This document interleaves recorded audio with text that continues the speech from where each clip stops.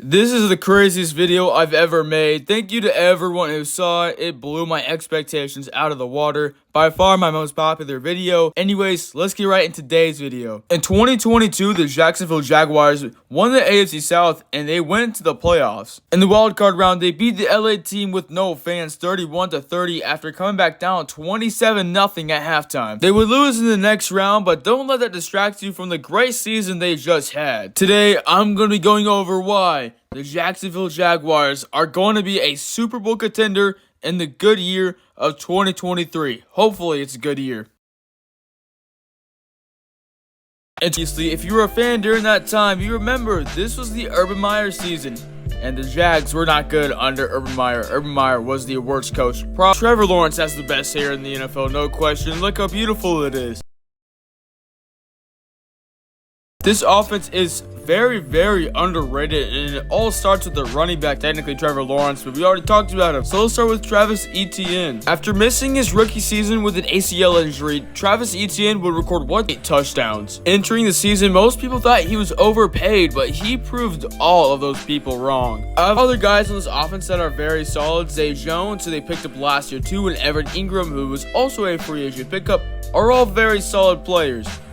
This O-line isn't bad either. It's led by guard Brandon Scherf, who they got in free agency 2 years ago, like the same one that Evan Ingram, all of them was in. Other guys like Walker Little and Cam Robinson aren't bad either, but Cam Robinson is suspended, which I had no idea about.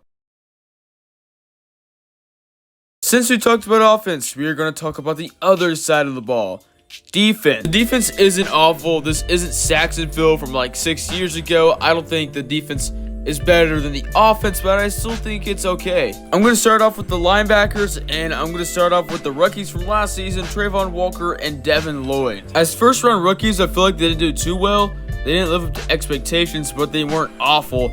But, you know, sophomores going into their second season, they're going to improve. I'm going to mess this name up. I'm going to try my best, but Foysoid Oluyukun, I don't even know. I don't want to start.